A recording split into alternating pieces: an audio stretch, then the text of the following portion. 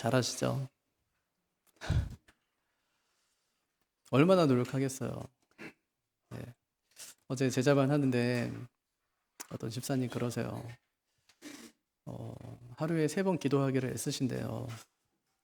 아침에 출근해서 기도하고 점심에 기도하고 저녁에 기도하는데 이젠 하나가 더 늘었대요. 그게 찬양 연습하는 거라고. 밤에 찬양대 계신 거예요. 네. 그러니까 기도하고 찬양하고 성경 읽고 그러고 사시는 거죠. 신앙생활 참 잘하시는 거예요. 예, 말씀과 기도로 살고 늘 찬양 속에 살고 제일 잘하는 거죠. 다른 건 없잖아요. 신앙생활 말씀과 기도로 사는 거, 찬양하며 사는 거 그건데 또 교회 가서 함께 이렇게 또 기도하고 찬송하고 말씀 안에 살려고 애쓰는 분들과 함께 신앙생활 하니까 참 감사한 일이고 제자반 제가 주일날 하고 토요일날 하고 주일날은 선교훈련하고 뭐 정신이 없더라고요. 제가 준비할 것도 많고 근데 처음에 걱정을 많이 했는데 하다 보니까 너무 좋은 거예요, 제가. 네, 은혜가 되고 그 시간이 기다려지고 토요일에 되게 부담스러울 것 같았는데 중간에 2시간이 근데 하나도 부담스럽지 않고 오히려 제가 기다리는 시간이 되고 예, 오히려 그 안에서 있으면서 약간 힐링 되는 것 같아요. 예, 우리 성도님들 또 같이 간증 듣고 삶의 이야기 나누고 할 때 뭔가 이제 뭉클한 거 있죠. 2번 했는데 2번 다 하여튼 눈물이 있었어요. 네, 늘 감사하더라고요. 그래서 주 안에 함께 모이는 것이 이렇게 복되고 즐거운 거구나. 예. 또 한 가지는 어제 이제 우리 나누면서 느낀 거는 어, 어떤 집사님 그러세요. 본인은 잘 성장하지 않은 것 같이 느꼈는데 이제 간증본 정리하고 준비하다 보니까 자기가 굉장히 많이 성장해 있고 달라져 있더래요. 예, 그 이야기 들으면서 그렇지 하는 생각했거든요. 그러니까 우리도 모르는 사이에 하나님께서는 우리 마음에 이 성령 하나님 통해서 우리를 성장하게 하시고 또 우리를 좀 자라게 하시고 달라지게 하시고 또 변화시키시는 것이죠. 그런 은혜를 나눌 수 있는 공간이 교회밖에 없어요. 네, 이 자리가 아니면 어디 가서 나눌 수도 없고요. 나누면 무슨 소리 들어요? 미친놈? 네, 그 소리 듣죠, 그죠? 그러니까 교회밖에 없어요, 사실은. 그런 이야기 나눌 수 있는 편안한 곳이. 그러니까 전도회 모임 하시든지 아니면 뭐 순모임 하시든지 다른 얘기 말고 우리 예수님 얘기, 예수님 만난 얘기, 예수님이 한 주간 동안 내 삶에 간섭하시고 응답하신 얘기 이런 이야기들 풍성히 나누셔서 우리 교회가 이 사도행전 지금 공부하고 있는데 2000년 전에 그 신약교회만이 아니라 그 원형을 닮아가는 우리 교회가 되어서 사도행전에 일어났던 그 기적의 역사가 우리 교회 안에도 날마다 일어나게 되기를 바랍니다. 예, 정말 그렇게 되기를 바라요. 우리 교회 안에 와서 회복되고 막 치유되고 말씀으로 변화되고 막 기도로 응답받고 이런 살아있는 교회. 하나님 진짜 살아계셔? 진짜 살아계셔. 그거 어떻게 알아? 그러면은 우리 시민교회 가면 알아. 네. 이제 와봤더니 진짜 하나님 살아계세요. 예, 성도들의 표정에서 살아있음이 느껴지고요. 삶의 간증을 통해서 하나님이 살아계심이 느껴지고요. 하나님 믿는 사람은 별로 다르지 않은 것 같았는데 교회 와 보니까 하나님 믿는 사람이 너무너무 다르구나 우리하고 세상 사람하고 너무 다르구나 느껴지고요. 세상 욕심 아니라 하나님 나라 욕심을 가지고 살아가는 사람들의 모습을 보면서 뭔가 좀 변화될 수 있는 그런 교회, 사도 행정적인 교회, 그런 교회가 되기를 바랍니다. 하루는 예수님의 제자들이 예수님께 나왔어요. 예수님께 물어요. 예수님, 요한의 제자들은 기도를 가르쳐 줬는데 우리도 기도를 가르쳐 주세요. 예수님께서 너희는 이렇게 기도하라고 말씀하시면서 기도를 가르쳐 주세요. 그 기도가 그게 주기도예요. 근데 우린 기도 어떻게 하냐면 기도에서 중요하게 생각하는 거 2가지. 하나, 시간. 하나, 열심. 오래 기도하고 뜨겁게 기도하면 뭔가 내가 기도했다 생각해요. 오래 기도가 안 돼요. 마음에 또 뜨거움도 없어요. 그러면 난 기도를 못 하는구나 하고 생각해요. 그런데 그렇지 않다. 예전에 공중전화 박스에 보면 거기 이렇게 써 있었어요. 용건만 간단히. 이거 아시는 분들은 연세가 좀 되신 분들입니다. 예, 용건만 간단히. 근데 기도도 똑같아요. 이방 사람들은 기도 오래 했죠. 주님께서 중언부언 하지 마라. 이방 사람처럼. 그건 이방 신들에게 하는 기도다. 왜 중언부언 했을까요? 그들은 신의 역할이 다 달라요. 로마 신화 보세요. 역할이 다 다르죠. 신들이. 수많은 신들이 역할이 다 달라요. 근데 성경에도 보세요. 바알은 뭐 하는 신이죠? 농경의 신. 풍요를 가져다 줘요. 아세라는 다산의 신. 아이를 낳게 해줘요. 그러니까 한번 기도하려면 바알에게도 기도해야 되고 아세라에게도 기도해야 되고 이 신, 저 신, 다곤 신, 무슨 신 다 기도해야 돼요. 혹시라도 내가 그 신의 이름 부르지 않으면 섭섭하게 생각해요. 근데 제정신 가지고 다 기도할 수 있어요? 없어요? 제정신으로 기도할 수가 없어요. 그래서 어떻게 했냐면 중언부언. 이게 뭐냐면 신들의 언어예요. 신들의 언어인데 신들이 알아듣지 못하게 하는 기도예요. 그게. 무슨 얘기야? 계속 반복해요. 반복해야 신들이 집중할 거라고 생각했어요. 이방 사람들은 그렇게 기도했어요. 근데 하나님께서는 야, 그렇게 기도하지 말라. 이제 그렇게 얘기하는 거예요. 예, 이렇게 말씀하셨어요. 너는 하나님 앞에서 함부로 입을 열지 말며 급한 마음으로 말을 내지 말라. 하나님은 하늘에 계시고 너는 땅에 있음이니라. 그런즉 마땅히 말을 적게 할 것이라. 그러니까 우리가 하는 것은 말이 아니에요. 뭘 해야 돼요? 기도. 말하는 게 아니에요. 하나님께 기도하는 거죠. 어떻게 해요? 정제된 언어로. 정제된 언어. 장로님들이 앞에서 기도하실 때 얼마나 준비 많이 하시는지 몰라요. 예. 아, 목사님, 우리 장로 좀 더 뽑아요. 왜요? 기도가 너무 자주 돌아와요. 에이, 그것 때문에 장로를 더 뽑으면 돼요. 너무 자주 돌아와. 근데 지금 이제 3분 더 되니까 이제 한 달 반에 한 번씩 하면 되니까 3주에 한 번 하다가 좋으시죠? 그러니까 이게 무슨 얘기냐면 한 주 동안 기도 준비하는데 너무 어렵다는 얘기예요. 어렵다고. 진짜 어려워요. 그래서 아마 기도 준비하실 때 별거 다 보실 거예요. 뭐 대표 기도문, 뭐 인터넷 찾아보기도 하고. 근데 쓸만한 게 있던가요, 없던가요? 하나도 없어요. 없다고 하시나요? 벌써 찾아보신 거지. 없어요. 예? 목사님들도 설교 준비하기 전에 막 이 책도 보고 저 책도 보고 막 인터넷도 막 보고 막 다 보거든요. 쓸만한 게 하나도 없어요. 예. 인터넷에는 쓸만한 게 없습니다. 그럼 뭐 해야 되냐면 기도하면서 하나님께 주시는 마음 가지고 기도 준비해야 되는 거예요. 예. 그게 기도죠. 우리가 적게 기도해도 되는 이유가 무엇인가요? 하나님께서는 우리의 필요를 아시고 기다리시는 분이기 때문에 이사야서 65장 24절에 그들이 부르기 전에 내가 응답하겠고 그들이 말을 마치기 전에 내가 들을 것이며 부르기 전에 응답한대요. 말을 마치기 전에 들을 거래요. 네. 하나님께서는 이미 우리가 무슨 기도하는지 다 아세요. 다 아는데 왜 기도해야 돼요? 하나님은 우리와 교제하기 원하시고 대화를 통해 우리의 형편을 알아야 되기 때문에 여러분 만약에 부부간에 대화가 없다. 야, 한 번도 없다. 1년 내내 없다. 이건 어떤 관계죠? 파경.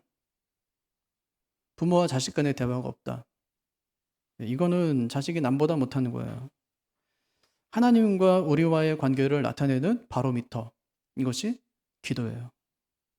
그래서 우리는 기도를 통해 내 마음을 말씀드리고 기도를 통해 하나님의 말씀을 듣는 거예요. 일방적으로 하나님께 막 쏟아내는 것이 아니라 한 30분 쏟아냈으면 잠잠히 하나님의 음성을 듣는 시간을 갖는 것이 좋아요. 새벽에 그렇거든요. 새벽에 한참 기도해요. 성도들을 위해서 기도하고 교회 위해서 기도하고 기도한 다음에 한참 머물러 있어요. 예, 그때는 하나님의 말씀을 듣는 시간이에요. 그럼 하나님께서는 어떻게 말씀하실까요? 대개가 말씀을 통해서 말씀하시든지 깨달음을 통해서 말씀하세요. 예, 아, 기다리면 되겠구나. 오늘은 전화해야 되겠구나. 하나님 그럼 어떻게 전화할까요? 무슨 말을 하면 좋을까요? 그럼 하나님께서 또 생각도 주세요. 이렇게 전화하면 좋겠네 하는 생각을 또 주시는 거예요. 머무는 시간. 그래서 기도가 하나님과 대화라면 일방적인 독백이 아니라 하나님의 음성을 또는 하나님의 말씀을 들으려고 하는 우리의 마음의 자세가 얼마나 중요한가를 잊지 말아야 됩니다. 여러분 하나님이 살아계세요. 우리가 기도하면 하나님께서는 말씀하세요. 하나님은 말 못하시는 분이 아니세요. 하나님은 말씀하시는 하나님이세요. 얼마나 말씀을 잘하시냐면 성경 우리에게 주셨어요. 성경에는 하나님 말씀이 담겨 있어요.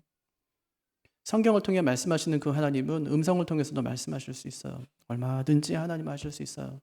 에이, 하나님 뭐 그렇게 하실까? 하나님은 때로는 그렇게 하세요. 당신의 자녀들에게 말씀하시는 분이 하나님이세요.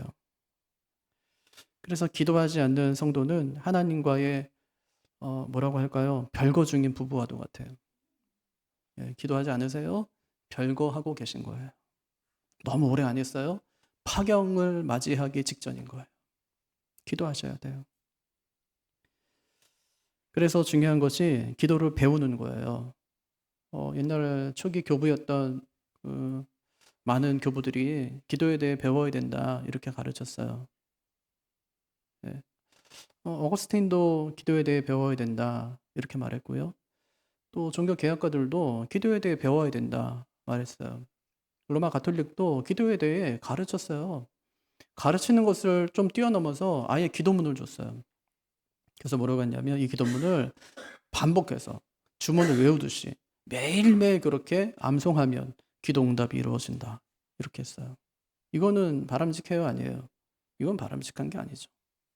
기도문을 주어서 매일 반복해서 암송하면 주문을 외우듯이 하나님이 응답한다. 이건 바른 것이 아니죠. 그럼 우리가 어떻게 어디서 기도를 배울 수 있을까? 사람이 아니에요. 기도하는 사람에게서 기도를 배울 수 있지 않아요. 어디서 배울 수 있냐? 성경을 통해서. 여러분, 성경을 모르는데 기도를 할 수 있을까? 잘할 수 있을까요? 저는 잘할 수 없다고 생각해요. 성경을 통해 기도를 배우지 못하면 기도를 바르게 할 수가 없어요.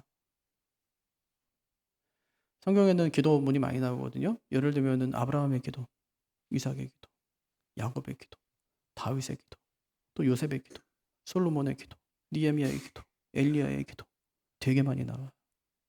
네, 바울의 기도, 예수님의 기도 할 것 없이 진짜 엄청난 상황 가운데서 어려움 당할 때 그때 기도했던 기도의 장면들이 성경에 너무 많이 나와요. 그러면 내가 만약 요즘에 어떤 문제 때문에 어렵다고 하면 가만히 묵상해 보는 거예요. 성경에는 이런 어려움 때문에 기도한 사람은 없는지. 그러면 떠오르는 사람이 있어요. 나중엔 예수님이 떠오르겠죠. 예수님은 우리가 당해야 되는 모든 고난을 다 당하신 분이니까. 예수님은 그때 뭐라고 기도하셨을까? 나는 뭐라고 기도해야 되나 하나님께. 어떻게 기도하는 것이 하나님이 기뻐하시는 것일까 생각할 수 있죠. 그러니까 기도는 성경에서 배워야 돼요. 성경에서. 어떤 사람이 3시간 기도한다더라. 나는 4시간 기도해야지. 어떤 목사님이 목회를 하던 교회에 어떤 목사님이 부임하게 됐어요. 근데 그 교회 목사님이 매일 새벽 3시 반에 나가서 그냥 거기서 설교 준비도 하고 아침 일찍 설교 준비도 하고 그냥 예배당에 앉아 있었던 거예요. 그러니까 성도들이 얼마나 은혜를 많이 받는지 몰라요. 목사님이 3시 반부터 나와가지고 여기서 설교 준비도 하고 그 다음에 기도도 하고 하니까 그러니까 새로 부임한 목사님이 부담이 됐어요. 그럼 나는 몇 시에 나가야 되냐? 몇 시에 나가냐? 그때 2시 반에 나간대요. 잠은 언제 자냐? 잠 거의 못 잔다는 거예요. 얼마나 할 수 있을 것 같냐? 뭐 모르겠대 자기도. 아니 그 목사님 뭐하러 이깁니까 자기가. 그럴 필요가 뭐가 있어요. 예. 하나도 그 진짜 중요한 거 아닌데 그러면 안 돼요. 기도를 어떤 사람이 하는 모습에서 배우면 안 돼요. 어디서 배워요? 예수님께 배우고 성경에서 배워야 돼요. 그냥 성경 읽어야 된다고요. 뭐 어떻게 하면 읽을 수 있냐? 시간을 할애하면 됩니다. 성경 보통 이제 한 번 읽으려면 80시간이면 읽어요. 빨리 읽는 게 아니라 보통 우리가 책 읽는 속도로 80시간. 그럼 성경 한 번 읽어요. 그러면 하루에 15번씩만 읽으면 1년에 한 번 읽을 수 있어요. 그럼 만약에 30번 읽는다. 2번 읽을 수 있어요. 우리 보통 속독으로 이제 성경 읽기 하거든요. 1.5배속 정도로. 그러면 한 일주일 읽으면 구약 읽어요. 예, 구약. 근데 생각해보세요. 한 6시간, 7시간 정도 읽거든요. 그래서 구약 한 번 읽으면 신약은 이틀이면 읽어요. 그러니까 일주일만 바짝 읽으면 성경 읽을 수 있어요. 근데 듣는 것보다 눈은 훨씬 더 빠르기 때문에 80시간이면 충분히 성경 한 번 읽어요. 그러니까 시간이 없다. 이거는 다 핑계죠. 눈이 시리다. 눈이 아프다. 그건 조금 이해가 됩니다. 그땐 들으시면 됩니다. 들으시면. 네. 성경 읽어야 돼요. 그래 내가 잘 수 있어요. 기도가 회복될 수 있다고요. 교회가 위기에 닥치거든요. 9장에서는 누구 때문에? 유대인들 때문에. 예. 그때 큰 위기가 닥치고 이제 오늘은 지금 왕이 나서서 교회를 핍박하기 시작합니다. 그 당시 왕이 헤롯 아그리파 1세인데 여러분 헤롯 대왕 생각하시죠? 나시죠? 예수님이 딱 태어났을 때 예수님을 잡아서 죽이려고 했던 왕 헤롯, 그 대왕, 그의 손자예요. 그의 손자. 지금부터 정치인들은 뭘 먹고 삽니까? 인기를 먹고 살죠. 헤롯 마찬가지예요. 유대의 이제 왕이 됐잖아요. 할아버지 이어서 아버지 이어서 왕이 됐어요. 그럼 어떻게 해야 돼요? 누구한테 잘 보여요? 로마에 잘 보여야 돼요. 그럼 어떻게 해야 돼요? 큰 건물 지어서 가이사를 기리고 또 백성들에게 잘 보여야 되니까 예수 믿는 사람들을 잡아서 죽이는 거예요. 그 왕이 지금 앞장서서 삽니다. 예. 특히 헤롯이 교회 직분자 중에서 몇 사람을 죽이기로 결심합니다. 그게 1절부터 3절이에요. 같이 한번 읽어볼까요? 시작. 그때 헤롯 왕이 손을 들어 교회 중에서 몇 사람을 헤아려 하여 요한의 형제 야고보를 칼로 죽이니 유대인들이 이 일을 기뻐하는 것을 보고 베드로도 잡으려 할세 때는 무교절 기간이라. 지금 예루살렘에 누구만 남았다고 했습니까? 교회 핍박이 촥 가해지니까 사도들, 제자들만 남았대요. 근데 헤롯이 지금 교회 지도자 중에서 몇 사람을 죽이려고 하는 거예요. 그럼 누구 죽이겠어요? 제자들을 죽이는 거죠. 그래서 누굴 죽여요? 야고보를 죽여요. 그 누굴 붙잡아요? 베드로를 지금 붙잡아 놓은 거예요. 예수님 예언대로 된 것이죠. 일전에 야고보가 자기 동생 요한 데리고 예수님께 찾아와요. 예수님 나중에요. 우리 중에 한 사람은 예수님의 우편에 한 사람은 좌편에 좀 앉혀주세요. 그때 예수님 하시는 말씀이 너희가 진짜 내 잔을 마실 수 있느냐? 그러니까 진짜 마실 수 있습니다. 그렇게 대답하거든요. 결국 야고보는 예수님 같이 순교의 첫 잔이 되고 요한은요 마지막 고난의 잔이 돼요. 예수님의 예언처럼. 헤롯이 사람들이 기뻐하니까 이번에는 더 큰 사도를 죽이려고 합니다. 그게 베드로였어요. 근데 그때가 무교절 기간이래요. 무교절을 못하는 거 재판하거나 처형할 수 없어요. 기다려요. 감옥에 넣어놓고 기다려요. 이렇게 제자들이 다 죽으면 교회가 어떻게 될까요? 완전히 없어지겠죠? 힘을 잃겠죠? 그때 교회는 예루살렘에 남아있는 성도들을 중심으로 기도하기 시작해요. 교회에 위기가 닥치자 성도들은 기도하기 시작해요. 예. 교회에 어려움이 닥치면 성도는 뭐 해야 돼요? 편갈라 싸우면 돼요? 안 돼요? 그러면 안 돼요. 어떻게 해야 돼요? 기도. 교회 위기가 닥쳤어. 어려움이 닥쳤다고요. 그럼 뭐 해야 돼요? 기도. 기도. 한번 보세요. 어떻게 기도하는지. 5절. 시작. 이에 베드로는 옥에 갇혔고 교회는 그를 위하여 간절히 하나님께 기도하더라. 어떻게 기도해요? 간절히. 이 간절이라는 기도는 이 단어는 어디 사용되냐면 예수님이 겟세마네 동산에서 막 땀이 핏방울이 될 정도로 기도할 때 그때 간절히 애써서 힘써 기도했다. 간절히. 그렇게 하거든요. 애쓰고 힘써 간절히. 예. 그때 기도해요, 지금. 무슨 기도했을까요? 베드로 사도를 옥에서 풀어주십시오. 그 기도죠. 근데 이건 한 번 했어요, 안 했어요? 한 번 했어. 언제? 5장에서. 아나니아와 삽비라 사건이 있었어요. 죽었어요. 교회가 크게 두려워하고 일을 하는 모든 사람이 다 두려워해요. 근데 그때 사도들에게 엄청난 표적과 기사가 막 나타나는 거예요. 사람이 놀랐어요. 죽게 많은 사람들이 돌아왔어요. 그랬더니 시기가 아니라 대제사장들과 사두개인 사이에. 어떻게 해요? 사도를 잡아다가 옥에 가둡니다. 그때 감옥에 갇혔었어요. 5장에서. 근데 그 밤중에 하나님께서 천사를 보내서 그 사도들을 밖으로 다 빼내요. 그 다음날 갔어요. 그랬더니 아무도 남아있질 않아요. 그때를 회상했을 거예요. 하나님 그때처럼 베드로 사도 다시 꺼내주세요. 네, 그 기도했을 거예요. 근데 지금 감옥 분위기가 어때요? 6절 같이 읽죠. 헤롯이 잡아내려고 하는 그 전날 밤에 베드로가 두 군인 틈에서 두 사슬에 매어 누워 자는데 파수꾼들이 문 밖에서 옥을 지키더니 5장하고는 진짜 달라요. 5장에는 그냥 감옥에만 넣었어요. 근데 지금은 어때요? 몇 명이 몇 교대? 4절 보면 4명이 4교대. 2명은 감옥 문 앞에서 지키고 있고 2명은요 베드로 가운데 놓고 양쪽에서 결박해 있어요. 빠져나갈 수 있어요? 없어요? 없어요. 빠져나가면 어떻게 될까요? 죽어요. 그 전에 누가 가둔 거예요? 종교인들, 대제사장, 사두개인들이, 귀족들이 가뒀어요. 이번에 누가 가둬요? 왕이. 그 다음날 뭐 한대요? 처형. 그때 처형은 뭐예요? 목 자르는 거예요. 참수하는 거. 근데 베드로가 어떻게 하고 있습니까? 누워 자요. 16장에 보면 바울도 빌립보 감옥에 갇히거든요. 거기서 뭐예요? 신랑하고 기도하고 찬송하고 그랬더니 어떻게 되죠? 옥토가 흔들리고 감옥의 문이 열리고 또 손에 있던 착고, 발에 있던 착고가 다 풀리고 그런 역사가 있었어요. 어떤 사람들의 모습이에요? 생명을 주님 앞에 맡긴 사람들의 모습. 밤에 잘 수 있어요.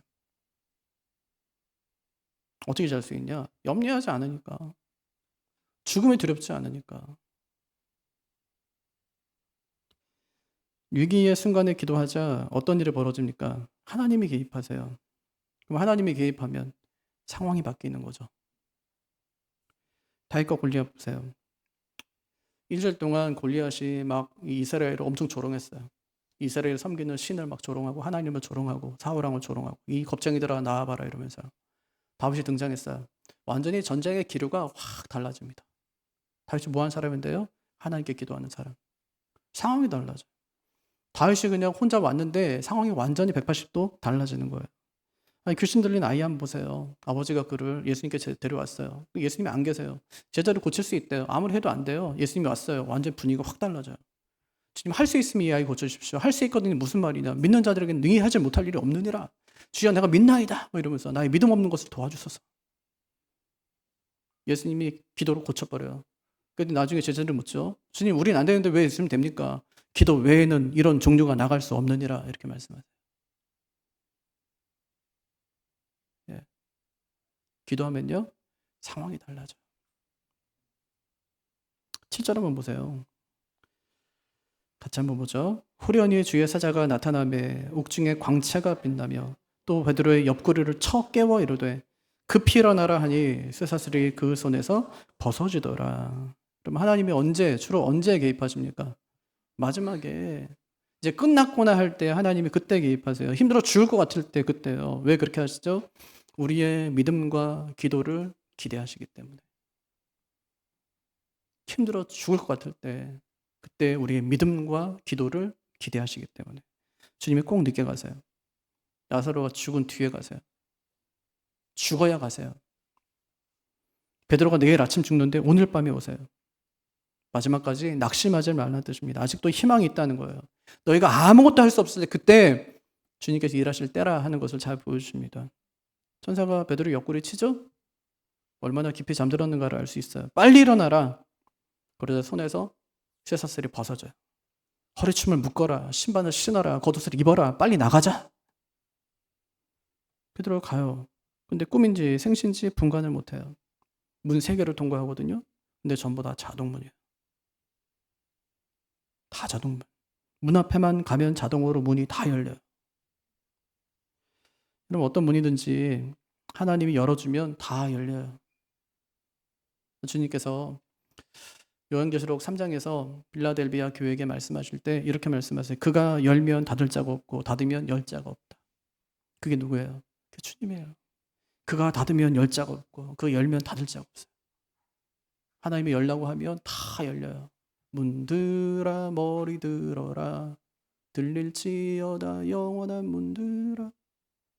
그 찬양이 바로 그 고백이에요. 왕이 성에 들어가려고 할 때 옛날 영화 한번 상상해 보세요. 성이 있어요. 그 겉에는 이제 물이 있죠. 그리고 이제 다리가 하나 있어요. 그럼 어떻게 해요? 왕이 들어가면 어떻게 돼요? 문들이 다 열려요. 성문들이 다 열립니다. 그 문들이 다 위로 열리는 문들이에요. 위로 다 열어요. 영광의 왕이 들어가신다는 거죠. 10절 한번 보세요. 어떤 일이 벌어지는지. 천사가 왔어요. 베드로에게 가재요. 어떤 일이 벌어집니까? 10절. 이에 첫째와 둘째 파수를 지나 시내로 통한 세문에 이르니 문이 저절로 열리는지라. 나와서 한 거리를 지나며 천사가 곧 떠나더라. 놀라운 일이죠. 내일 아침에 참수당에 죽어야 되는데 하나님께서 오늘 밤에 그를 빼내세요. 그러면 이런 일이 그때만 있었냐? 아니요. 성경에 절대로 그때만 있었던 일은 없어요. 지금도 지금도 그런 일이 있었습니다. 우리나라가 일본에 의해서 36년 동안 식민 지배 당하지 않습니까? 1940년 1월에 미나미 총독이 부임하는데 그때 그가 2가지 특별한 정책을 내놔요. 그 중에 하나가 황민화 정책이고 또 하나가 전쟁 물자 수탈 정책이었어요. 황민화 정책은 민족 의식을 말살하려는 정책이에요. 3가지 합니다. 하나, 창씨개명, 하는 거 하나, 또 일본어 사용하게 하고, 또 신사참배 하게 해요. 근데 우리한테 너무 힘들었던 게 신사참배 아니었습니까? 일본의 신은 천조대신이라고 부르는데, 이 천조대신은 일본 개국의 첫 왕입니다. 그러니까 하나님이 사람이 돼서 왔다는 거예요. 그게 자신들의 첫 왕이래요. 그럼 그만 그러냐? 아니요. 그게 후손 왕들도 다 신이라는 거예요. 신인데 사람의 모습으로 왔다는 거예요. 그렇게 해서 이제 그 왕들이 죽게 되면 역대 수많은 왕들을 신으로 모신 그 신사에다 다 모시는 거예요. 신사에다. 거기다 절하라는 거예요. 우리에게 일본 신을 섬겨서 우리의 정신과 사상을 없애려고 하였습니다. 이것을 반대했죠. 처음에는 신사참배 반대운동 하다가 이게 될까? 우리 힘으로 뭐 될까? 이렇게 생각했었어요. 근데 이렇게 크게 번질 줄 상상하지 못하는 거죠. 근데 제일 처음에 시작한 곳이 평양에 있는 여학교예요. 여학생들. 여학생들이 제일 먼저 신사참배 반대운동을 시작했어요. 근데 학교 뭐 난리 났겠죠. 위에서 내려왔어요. 다 퇴학시켜라. 근데 엄마들이 막 일어났어요. 뭐라고 했을까, 엄마들이? 야, 퇴학 당해 뭐 그랬을까요? 아니면은 우리 신사참배 할게요 이랬을까요? 우리의 신사참배 시킬게요 이렇게 얘기했어요. 실패. 신사참배 반대 운동이 실패했다고 여학교에서 시작된 그 운동이. 그러니까 미나미 총독이 어떻겠어요? 기세등등. 이게 어쩌 안 되는구나. 이제 뭐 안 되는구나. 내가 뭐 내 정책이 뭐 이기겠구나 하고요. 온 교회에다 다 내렸어요. 신사참배 해라 이렇게. 그러니까 교회들은 어땠어요? 학교에서는 실패했지만 교회는 어떻게 해요? 끝까지 저항합니다. 교회가. 그때 신사참배 반대 운동을 일으킨 분 중에 한 분이 우리 교단 신학교를 세운 한상동 목사님이세요. 그가 1938년 10월 24일에 부산에 초량교회라고 교회가 있는데 그 교회에서 신사참배 반대 설교를 하셨어요. 그때부터 매주 하는 거예요. 신사참배 반대. 절대 신사에 대고 절하면 안 된다. 그것이 경남지방의 신사참배 반대 운동의 시작이 되었습니다. 그리고 1939년 1월에 마산의 문창교회를 부임했는데 거기서도 계속 신사참배 반대에 관한 설교를 하시는 거 매주일마다. 그러다가 마산 경찰서의 압력으로 2달 만에 교회를 사임하게 되었어요. 그 후에도 계속 신사참배 반대 운동하다가 1940년 7월에 전국적으로 신사참배 반대 운동가들을 검속할 때 체포당해서 옥중에 갇히게 되었어요. 옥고를 치르게 됐어요. 그가 그때를 회상하면서 이렇게 말합니다. 감옥에서 견딜 수 없는 고문을 수없이 당하였습니다. 때는 전쟁시라 일본과 미국은 치열한 전쟁을 계속했습니다. 그들은 나를 고문할 때 첫째, 미국 놈의 간첩이지 하고 심한 고문을 가했습니다.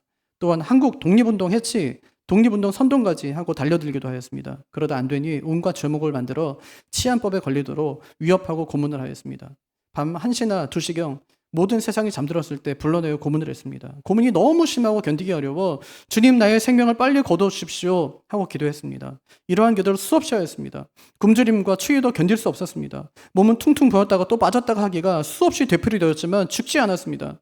독방 생활을 3년 이상 했는데 그 생활은 주님과 속삭일 수 있는 유일한 시간이었습니다. 주님은 언제나 나와 함께 하셨습니다. 나의 신앙이 독방에서 더욱 커졌고 확실한 일에 거하게 되었습니다.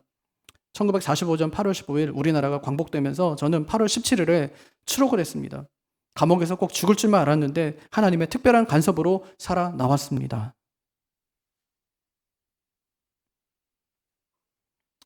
그런데 당시 종로 경찰서 형사 주임이었던 최운하의 폭로에 의하면 그가 폭로한 것을 역사학자 문정찬이 국군 일본 조선 강점 36년이라는 책에 이렇게 기록해놨어요.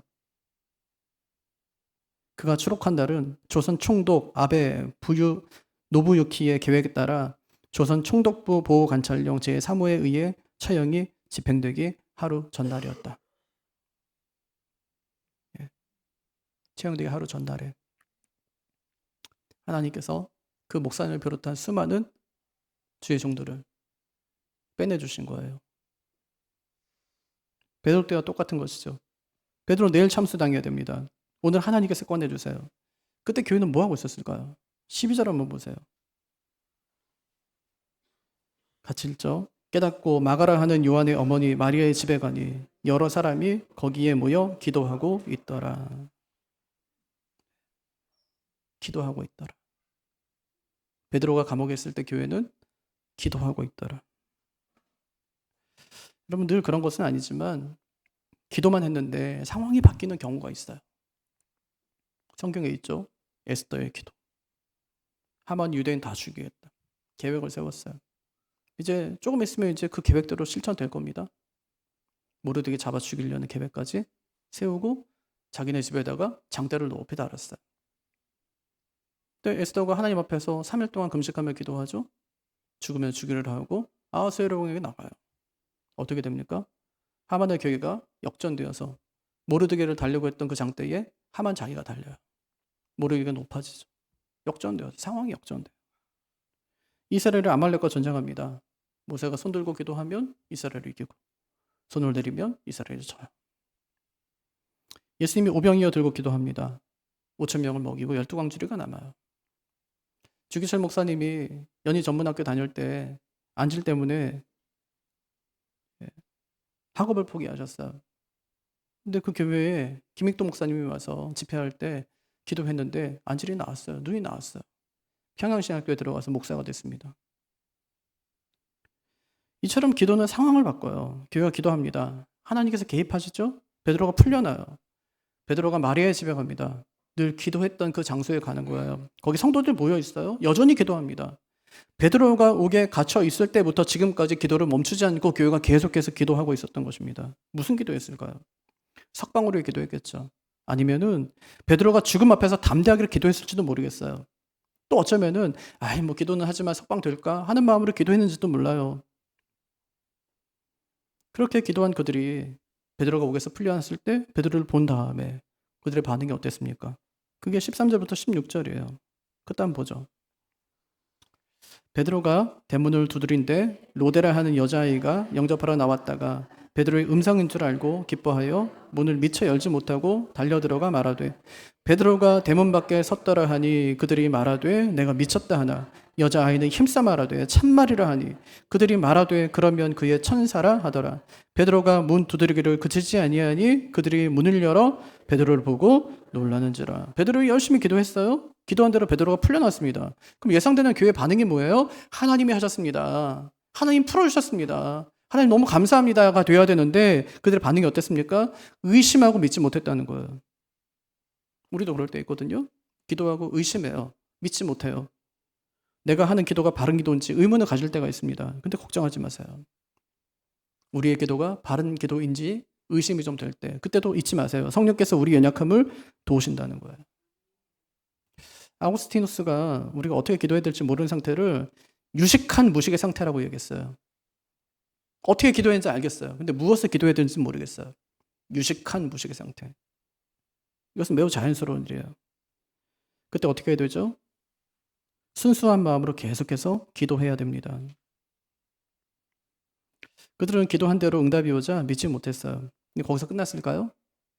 믿지 못하는 세로 끝났을까요? 아니요. 오늘 말씀 24절은 그렇게 얘기를 하지 않아요. 하나님의 말씀은 흥왕하여 더하더라. 그렇게 얘기하죠.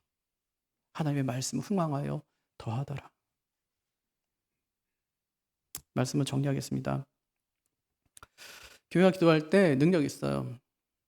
교회가 기도를 멈추면 그때 교회는 타락하는 거예요. 교회가 부흥하고 성장하자 헤롯 왕의 핍박이 가해집니다. 이게 왕권의 억압처럼 보이지만 사실은 사탄의 억압인 거예요. 헤롯이 교회를 흔들기 위해서 야고보를 죽이고 베드로를 가둡니다. 사탄이 지도자를 흔들 때 교회는 모여서 기도합니다. 교회의 기도는 힘이 있어요. 교회가 기도하자 상황이 바뀝니다. 사도는 앞에서 일하고 교회는 뒤에서 기도합니다. 사도가 사명을 감당할 수 있도록 교회가 늘 뒤에 있어줍니다. 오늘 장로 임직식이 있습니다. 임직식에서 가장 중요한 게 뭘까요? 서약이에요. 서약. 서약은 늘 하나님의 이름으로 합니다. 서약을 어긴다면 이거는 3계명을 어긴 거예요. 그래서 서약이 중요한 거예요. 우리 교단은 장로 서약을 할 때 5가지를 묻습니다. 만약에 5가지 중에 한 가지라도 믿지 않는다면 직분을 받지 말아야 돼요. 우리 교단에 속한 교회의 교리와 예배, 정치에 동의하지 않으면 그러면 임직받지 말아야 돼요. 교회의 화평과 연합과 선결을 위해 노력하기 싫다면 직분을 받지 말아야 됩니다. 만약에 이것을 지킬 마음이 하나도 없는데 직분을 받는다면 그것은 하나님 앞에서 거짓 사역을 하게 된 것이고 하나님의 이름을 망령되이 여기는 어리석은 일입니다. 회중 역시 마찬가지예요. 임직식의 주인공이 누굽니까? 임직자예요? 그렇지 않아요. 누가 뽑은 거예요? 누가 세우는 겁니까? 목사임직은 노예가 해요. 노예가 주체해요. 장로임직은 당회가 주체해요. 우린 뭐죠? 우리는 객체예요. 함께 그 일을 하는 거예요. 그래서 직분자만 생각하지 않습니다. 우리도 사역에 동참해요. 여러분도 임직식에 나오셔서 사역에 동참하셔야 돼요. 여러분이 장로를 세운 일에 관여하셨습니다. 그 일에 관여했다면 임직식에 와서 그만 일하는 게 아니라 우리도 함께 일하고 그 일에 협력하고 순종하겠다는 사역을 하셔야 됩니다. 하지만 임직식에 참여하는 분들이 너무 적어요. 남의 잔치처럼 생각하는 건지 이 중요한 순간에 참여하지 않습니다. 근데 임직식의 주인공은 임직자만이 아니에요. 우리도 주인공이에요. 임직식은 개인의 행사가 아닙니다. 교회 전체 행사입니다. 그래서 오늘 사역에 참여하러 오셔야 돼요. 개인을 축하하기보다 사역하러 오셔야 돼요. 오늘 사역하러. 임직을 받을 사람이 없는 임직식이 불가능하듯이 회중에 참여 없는 임직식도 불가능합니다. 사역의 주체가 빠진다면 온전한 임직식이 될 수 없는 것이죠. 우리가 예배에 빠질 수 없듯이 임직식에도 빠져서는 안 됩니다. 오늘 장로로 이제 임직하는 분들은 베드로처럼 앞에서 일하시는 분들이에요. 그럼 교회는 뒤에서 뭐 해야 될까요? 그들을 위해서 기도해야 돼요. 그들을 위해 우리가 뒤에서 할 일이 있다면 그것은 바로 기도입니다. 베드로는 교회를 위해서 일하고 교회는 그를 위해서 기도했습니다. 교회가 기도하자 하나님이 개입하셨고 상황이 변했어요. 이것을 기억하고 앞에서 일하고 뒤에서 기도하는 그런 교회가 되기를 주님의 이름으로 축복합니다. 자리에서 일어나셔서 우리 찬양하겠습니다.